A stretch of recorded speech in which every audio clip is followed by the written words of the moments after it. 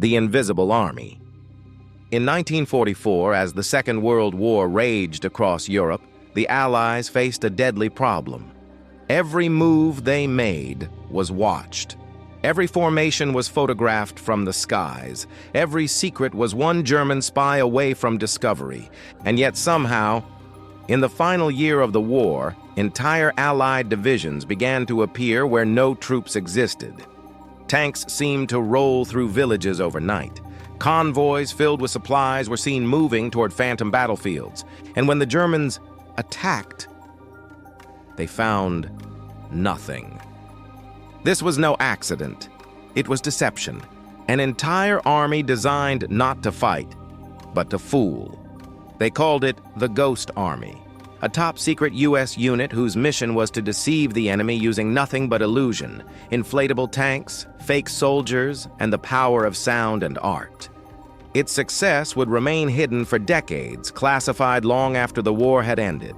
But when the truth was finally revealed, historians realized something incredible. A handful of artists and sound engineers had saved thousands of lives and helped win the war with creativity instead of firepower. The War of Imagination. To understand why this strange idea existed, we need to go back to the chaos of 1943. The Allies were preparing to invade Europe. The Nazi army still held vast territory, from the French coast to the heart of Germany. Every battle was costly. Every mistake meant death. The Allies realized that brute force alone wouldn't win this war. They needed deception, large-scale misdirection that could confuse the enemy and buy precious time for real operations. The British had already experimented with trickery. In 1942, they'd fooled the Germans into thinking an invasion would hit Greece instead of Sicily by planting fake documents on a dead body. The operation worked perfectly, saving thousands of lives. The Americans took notice. By late 1943, the U.S. Army decided to create something completely new, a tactical deception unit that could create the illusion of massive armies using only props, sound, and radio chatter. The idea sounded insane, but the Allies were desperate for an edge. Thus was born the 23rd Headquarters Special Troops. Officially, it was just another logistics unit. In reality, it was made up of painters, architects, sound technicians, and stage designers. People who normally worked on movie sets, art galleries, and theater productions. Their mission: make the Germans believe whatever the Allies wanted them to believe. The artists of war. The Ghost Army was unlike any military unit before or since. Most soldiers carried rifles and grenades. These men carried paintbrushes, sewing kits, and air pumps. Their commander, Colonel Harry Reeder, was given complete freedom to innovate. He recruited creative minds from across America, men from art schools, advertising firms, and radio stations. Among them were future legends, fashion designer Bill Blass, artist Ellsworth Kelly, and sculptor Art Kane, all serving together under a shroud of secrecy. They trained to create illusions so real that enemy pilots, scouts, and spies couldn't tell the difference. They learned camouflage, sound design, and radio trickery. But their greatest weapon wasn't a machine, it was their imagination. When deployed, the Ghost Army could transform an empty field into a fully functioning military base in a matter of hours. They used inflatable tanks that looked, from a distance, exactly like Sherman tanks. They rolled fake truck tracks through the dirt to suggest heavy movement. They even placed fake laundry on clotheslines and left tire ruts on roads, all small touches to sell the illusion. It was theater. But in war, it was deadly serious. Weapons of illusion. Their arsenal was simple yet brilliant. First, visual deception. The inflatable tanks and jeeps were made of rubberized canvas and could be inflated using air pumps in minutes. From above, they were perfect replicas. On the ground, they cast real shadows and even reflected sunlight. Second, audio deception. The unit carried enormous loudspeakers mounted on trucks. They played recordings of tanks moving, soldiers talking, and construction sounds. Each soundscape was carefully designed, mixed in layers to match the environment. Engineers could project these noises for miles, convincing German patrols that thousands of troops were gathering nearby. Third, radio deception. Expert signal operators mimicked real divisions, using fake radio traffic to convince the enemy that large Allied units were in motion. They even studied the quirks and habits of real radio officers, their timing, their slang, their mistakes, to make the transmissions authentic. And finally, stagecraft. Soldiers of the Ghost Army dressed in the patches and insignia of the units they were impersonating.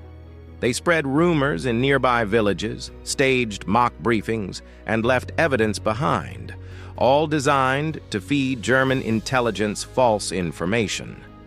It was a psychological operation on a massive scale.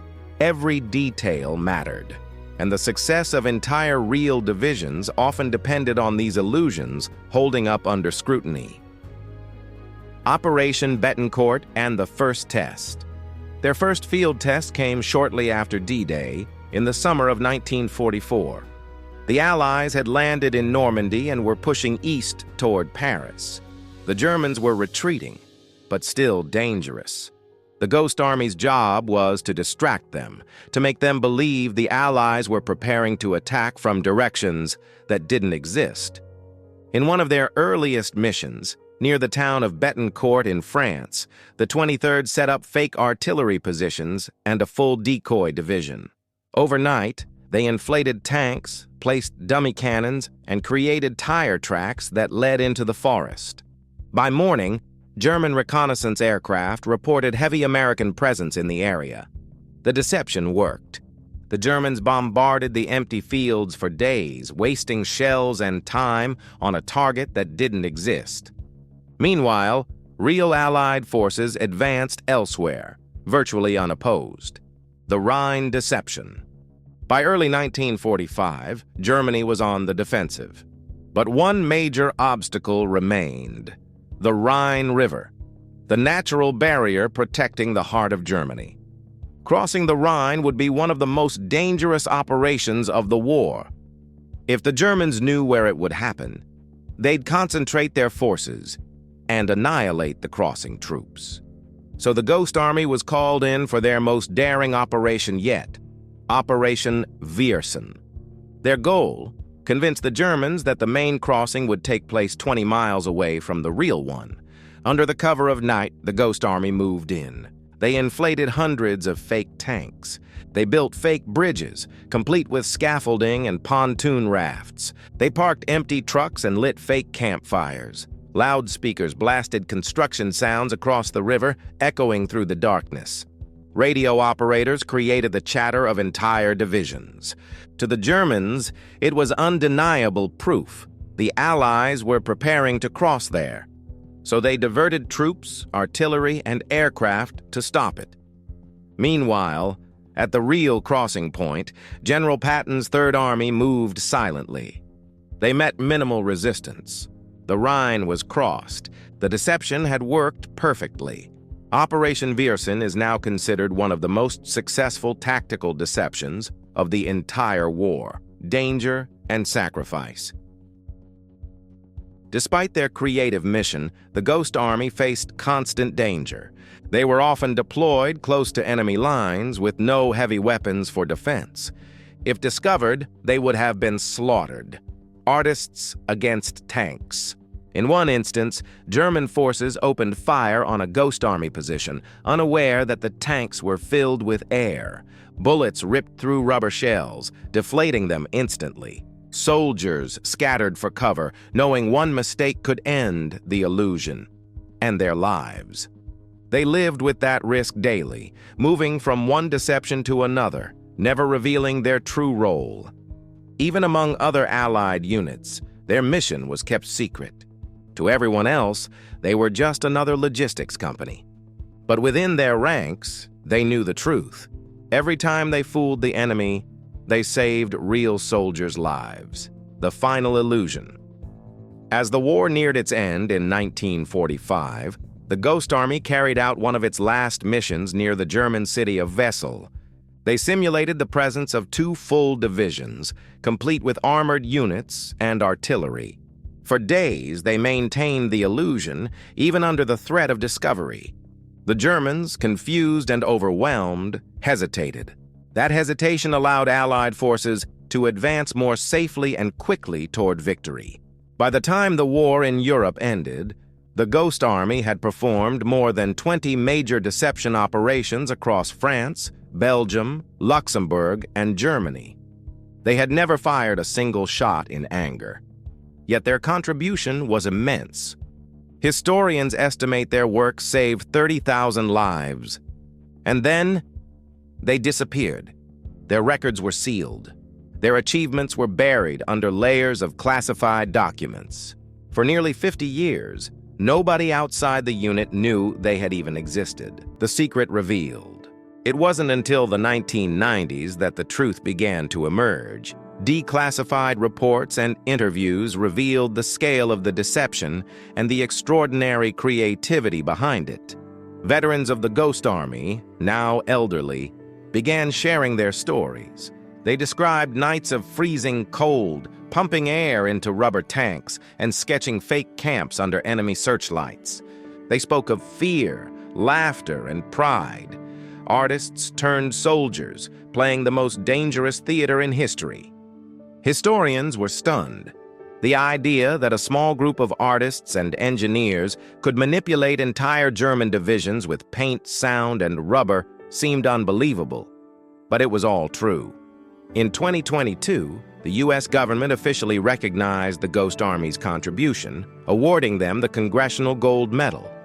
At last, the invisible heroes were visible again.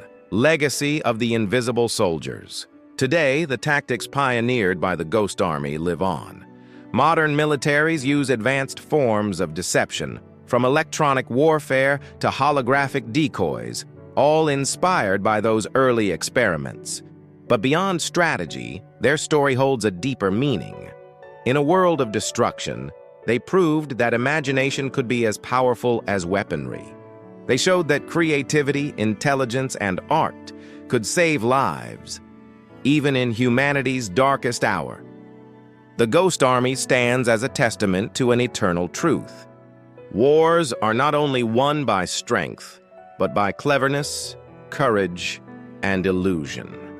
They were painters, sculptors, engineers, and dreamers, and they helped end a war with nothing more than air, sound, and faith in their craft. Even now, decades later, their message echoes quietly through history. Sometimes, the greatest warriors are the ones who never fire a shot. This was the Ghost Army, how inflatable tanks won World War II. A story of art, deception, and bravery, hidden for half a century. If you enjoyed uncovering this forgotten chapter of history, stay tuned. In the next episode, we explore another ancient secret. The Lost Library of Alexandria. The day knowledge burned.